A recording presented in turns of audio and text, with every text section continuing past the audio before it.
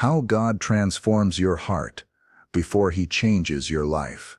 The God's Calling Journey series has come to a close. A journey where we learned how God calls, shapes, strengthens, and rewards those who walk faithfully with Him. But that was only the beginning, because after God calls a person, He doesn't stop there. He begins the deeper work of transformation. Welcome to a new chapter, the Transformed Life series.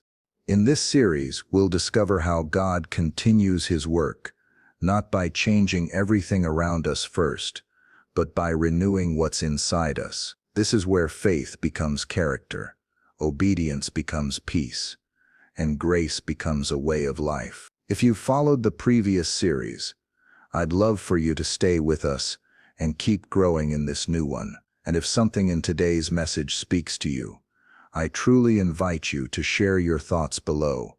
Your reflections often help others see God's hand in their own journey too.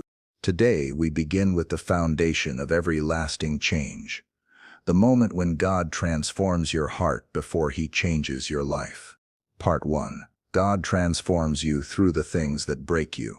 When we talk about the way God changes us, most of us think about blessings first. We picture new opportunities, answered prayers, doors opening in front of us, and God certainly works through all of that.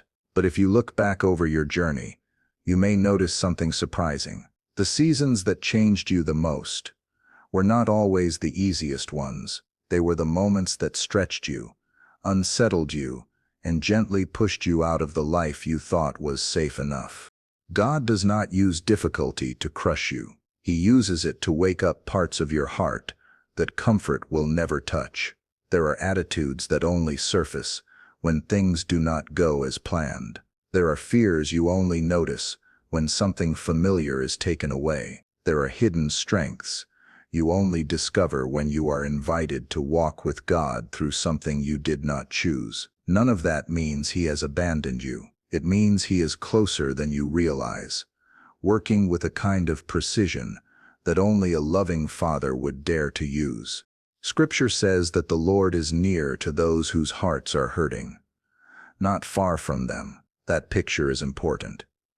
God is not watching you from a distance, analyzing how you handle pressure. He draws near. He sits with you inside the questions, inside the change, inside the stretching. While you are wondering why things could not just stay the way they were, He is quietly forming a deeper peace, a steadier faith, and a softer, wiser heart. Think about Joseph. His story is often told as a rise from the pit to the palace. Yet in between those two places were long years where life did not look like a success story at all. He was misunderstood, mistreated, and forgotten by people who had promised to remember him. But in those unseen days, God was shaping a man who would one day carry authority without bitterness and responsibility without pride. The pressure did not make Joseph hard. It made him ready. Something similar happens in us. There are seasons when plans fall through, when people change, when stability seems to shift under your feet. Everything in you wants to hold on to what used to work. Yet gently, repeatedly, the Lord invites you to loosen your grip, not because what you had was bad, but because who you are becoming is more important. He is not just trying to get you through a hard moment. He is opening space inside you for more of His presence, more of His wisdom, more of His love. If you are walking through a time that feels unfamiliar or uncomfortable right now, it does not mean your life is falling apart. It may mean your life is being reshaped. The walls you leaned on are moving so that your roots can go deeper into Him. The routines that used to define you are being adjusted so that your identity rests less on circumstance and more on Christ. You are learning to say, sometimes with trembling, but still with sincerity, Lord, I trust you more than I trust my plans. One day you will look back on this part of your story and see it differently. What felt like breaking will look more like pruning. What felt like loss will look more like clearing the ground for something new to grow. And you will realize that through it all, God was not just changing what you walked through. He was changing the person who walked through it. Part 2. God purifies your motives before He expands your influence. One of the most tender ways God prepares us for greater things is by refining what drives us. Before He widens your reach, He purifies the reasons behind it. He wants your heart to want what He wants.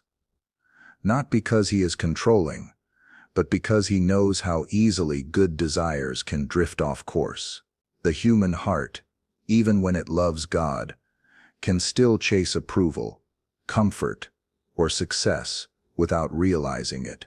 So before the Father entrusts you with more, He helps you see what truly matters. Sometimes that refining feels quiet, almost invisible. You start to notice subtle shifts inside. Things that used to excite you begin to lose their pull. The praise that once made you feel seen doesn't fill you the same way. You find yourself craving depth more than attention, purpose more than recognition. That's not burnout, that's transformation. It's God replacing old motives with new ones that carry His peace. King David prayed, "Search me, O God, and know my heart." That prayer wasn't about guilt, it was about growth. David wasn't asking God to expose him. He was asking God to align him, because David understood something most of us learn slowly. God blesses not just what you do, but why you do it. A pure motive can turn the smallest act into something eternal, while a wrong motive can turn even a good work into an empty performance. I remember a friend who led worship for many years. He told me that early on, he loved the applause. It made him feel useful and accepted. But one day, after a quiet prayer, he felt God whisper, "Would you still sing if no one clapped?" He said that question lingered for weeks. It wasn't harsh. It was freeing. It helped him realize that worship was never meant to be about who noticed, but about who was listening. From then on, his singing carried a peace it never had before. The stage didn't change, but his heart did. God purifies motives in the same gentle way. He doesn't shame us for our humanity. He refines it. He removes the layers of pride, fear, and self-importance, not to make us smaller, but to make room for something greater. When our intentions are rooted in love instead of validation, our influence stops being fragile. It no longer depends on applause, outcomes, or numbers. It becomes anchored in the quiet confidence that we're serving for the smile of heaven alone. Maybe you've been praying for God to open new doors, to expand your opportunities, to use you in bigger ways. And maybe for now, it feels like He's still holding things steady. Don't be discouraged. He's not delaying you. He's deepening you. He's preparing your character to match your calling. Because the truth is, a pure heart can handle blessings that pride would break under. And when God finishes this inner work, you won't need to chase opportunity. Opportunity will recognize His reflection in you. So if this is a season where your motives are being tested, take it as a sign of grace, not rejection. God is shaping a heart that He can trust with influence. A heart that will love people more than position. A heart that gives freely even when no one notices. And when that refining is complete, you'll look back and realize that what felt like delay was actually the moment God made your purpose pure. Part 3. God softens your heart toward people you once resented. One of the most beautiful signs that God is transforming your heart is how you begin to see people differently. You start noticing that the sharp edges inside you, those quiet judgments, that old defensiveness, begin to fade. The people who once stirred irritation or resentment in you don't feel like enemies anymore. You may still remember the pain, but you no longer live inside it. God is gently exchanging your instinct to protect yourself for His desire to heal you. This is not something you can force. Forgiveness is never about pretending that what happened was fine. It's about letting go of the right to carry it forever. Only the Holy Spirit can do that kind of deep inner work. He doesn't erase your memories. He changes how they live inside you. Where bitterness once burned, peace begins to settle. Where anger used to speak loudly, compassion begins to whisper a different story. Jesus said, "Love your enemies. Do good to those who hate you. Bless those who curse you." That command isn't impossible. It's transformational. It means we love not because they deserve it, but because we've been loved first. When God softens your heart, He helps you see that the real miracle isn't changing the other person. It's changing what rises inside you when you think of them. That's when you know grace has moved from your head into your heart. I once met a man who carried a deep grudge against someone who had betrayed his trust years before. He prayed for peace, but the anger never really left. One day, during a quiet time, he felt God bring that person to mind again. His first reaction was frustration. "Lord, not this again." But the impression persisted. Not harsh, just steady. He sighed and said, "Fine, God, I'll pray for him." At first the prayer was mechanical, just words. But after a few weeks, something unexpected happened. His prayers shifted from frustration to genuine concern. He said, "It's strange. I can finally hope good things for him." That's the softness only God can create. When your heart changes like that, it doesn't make you weak. It makes you free. You stop rehearsing the past because it no longer defines you. You stop expecting apologies to fix what only God can heal. And slowly, you find that peace doesn't depend on anyone else's choices. It flows from your own. Forgiveness isn't about letting someone get away with what they did. It's about letting yourself live unchained by what they did. There's a quiet strength that comes when you learn to love again. You no longer need to win arguments, prove your innocence, or relive old wounds. You can speak truth without hatred, set boundaries without bitterness, and move forward without looking back. That's not denial. It's maturity. It's the proof that God's love has softened what life once hardened. So if there's someone whose name still tightens your chest, that may be the very area where God is inviting you to heal, not to excuse, but to release. Ask Him to help you see that person the way He sees them, broken, but still redeemable. And as you do, you'll discover something profound. The freedom you give away becomes the freedom you live in. Because every time you choose mercy over resentment, you are not losing ground. You are gaining peace. Part 4. God changes your desires before He changes your direction. Before God shifts the course of your life, He often begins by reshaping what you long for. It's one of the clearest ways His transformation works, from the inside out. Instead of simply changing where you are, He starts by changing what you value. The things that once captured your ambition begin to lose their hold, and new desires start to rise. Desires that carry peace instead of pressure, purpose instead of pride. This is how God prepares you for the next chapter.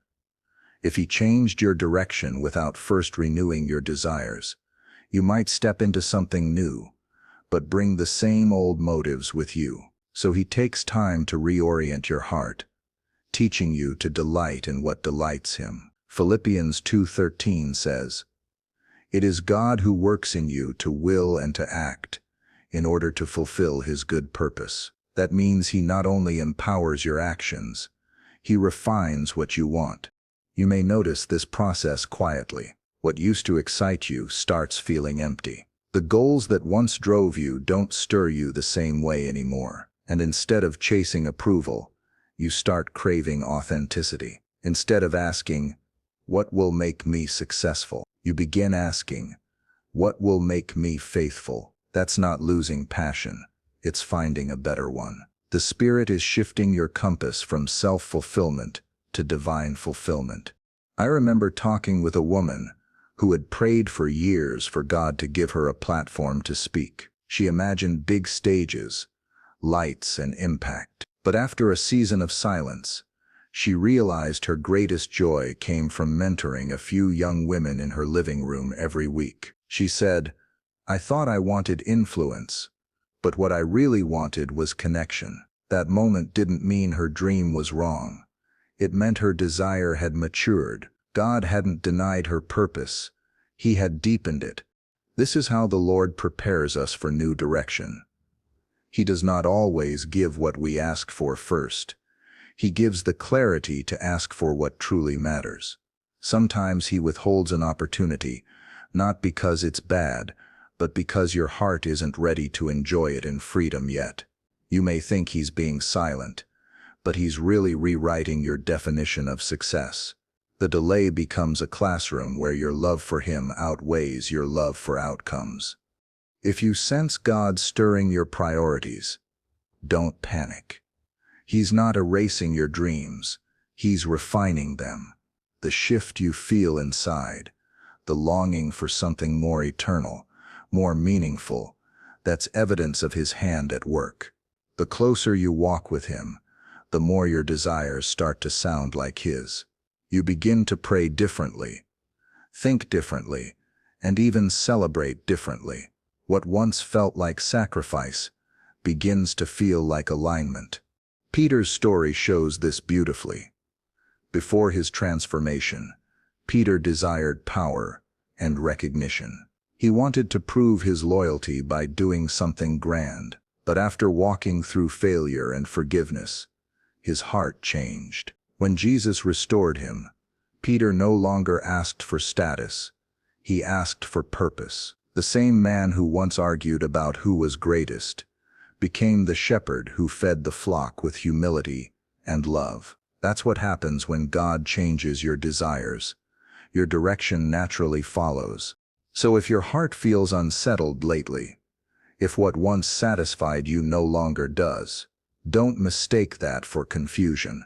It may be God creating holy hunger, the kind that can't be filled by achievement or comfort. Let Him realign what you want, and you'll find yourself walking in directions that finally make sense. Because when your desires belong to God, every path He opens will lead you closer to joy, not farther from it. Part 5. God aligns your heart with His before He reveals His next plan. When God is preparing you for what's next, He doesn't begin with instructions. He begins with alignment. He patiently brings your heart into rhythm with His, so that when the new direction comes, you'll recognize it instantly. It's a sacred process, often subtle but powerful. You start to notice that your prayers sound different. Your thoughts quiet down faster, and your spirit becomes less anxious about outcomes. That's the sign that something holy is happening inside you. Your heart is starting to beat in time with His. Alignment doesn't mean perfection. It simply means you've stopped running ahead of God or lagging behind Him. You're walking with Him. The pace feels peaceful, even when the path is unclear. You begin to trust that His timing is never off, and His purpose never wastes a moment. Psalm 37:4 says, "Delight yourself in the Lord, and He will give you the desires of your heart." That verse isn't about getting everything you want. It's about wanting everything He gives. Think about David. Long before he became king, God called him a man after my own heart. That didn't mean David was flawless. It meant his deepest desire was to please God. Even in his failures, David returned to that center again and again. He cared more about God's presence than his position. That's the kind of heart God can trust with influence, because it beats for the same things He does, for mercy, justice, truth, and compassion. Alignment shows up in everyday life. It's when you start praying not just for blessings, but for wisdom. It's when you care more about being faithful than being noticed. It's when you respond to disappointment with peace instead of panic, because you've learned that closed doors can also be divine protection. The more your heart aligns with His, the more naturally you discern His leading. You don't need dramatic signs to know His will. A gentle nudge of peace becomes enough. I once spoke with a man who said, "I don't hear God the way others do." So I asked, when was the last time you felt peace about something, deep down, the kind that doesn't make sense, but settles you completely? He thought for a moment and nodded. Last month, when I chose to forgive someone I didn't think I could, I smiled. That was God speaking. You recognized His heart because yours was aligned with it. Sometimes hearing God isn't about receiving new words. It's about living in such unity with Him that His thoughts naturally become your own. When this happens, life begins to flow differently. Decisions that once felt complicated become simpler. You stop chasing every opportunity and start asking, "Lord, is this you?" And even when the answer is wait, your soul rests. That's what happens when alignment replaces anxiety. You no longer need to see the whole plan to feel secure, because you've learned to trust the planner more than the plan. If you've been praying for clarity about what's next, maybe God isn't being silent. Maybe He's fine-tuning your heart. He's teaching you to love what He loves, to care for what He cares for, and to follow not just His words, but His ways. Once that alignment takes root, the direction will come naturally. You'll hear His whisper and know, "This is the way, walk in it." And when you do, you won't just be walking into a new season. You'll be walking in step with the heart of God Himself. Conclusion. Every real transformation begins quietly, not in a spotlight, not in a crowd, but in the stillness where God reshapes the heart. Long before your circumstances shift, He has already been working inside you, softening, refining, aligning. That is His way. He changes the roots before He changes the fruit, and when the heart is renewed, life naturally follows. Maybe that's what God is doing in you right now. You've been faithful in the waiting, steadfast in the testing, and humble in the reward. Now He is taking you deeper, not to undo what He built, but to strengthen it. Because a transformed heart is what keeps blessings from becoming distractions. It's what turns opportunity into ministry and success into service. The heart is where heaven begins its greatest miracles. 2 Corinthians chapter 5, verse 17 says, "If anyone is in Christ, he is a new creation.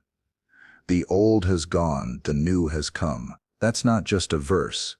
It's a reality being written inside you. Every time you choose peace instead of pride, kindness instead of resentment, faith instead of fear, something new takes root. And over time, those small daily choices shape a completely different life. As we close, remember this: God never wastes a single moment of the work He does within you. Every lesson, every surrender, every quiet prayer is part of His craftsmanship. You may not see all the changes yet, but heaven does. And when the time is right, what He has been forming in secret will become visible for His glory. So don't rush what God is renewing. Let Him finish the transformation He started. Because when your heart truly changes, you won't have to chase a new life. Your life will change on its own. And that's when you'll look back and realize, every step, every season, every waiting place was leading you right here to a heart made new in Him.